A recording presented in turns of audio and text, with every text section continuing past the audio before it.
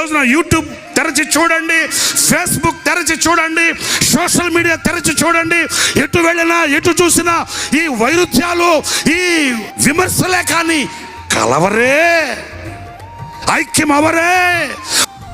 భార్యాభర్తలు ఇద్దరు మనసులు గలవే.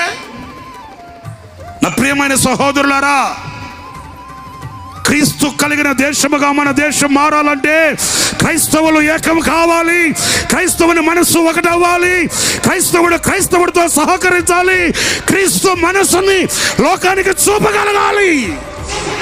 ఆనాడే క్రీస్తు కలిగిన దేశాన్ని చూడగలుగుతాం. దేశాన్ని మార్చాలనే ముందు నేను మారాలి అనే ప్రశ్న మనకు కలగాలి. ప్రపంచాన్ని మార్చాలి అనుకున్న నాడు నేను మారాలి అనే ఆలోచన మనకు కలగాలి. ఆత్మ కలిగించు ఐక్యత లేకుండా శక్తిని పొందలేం.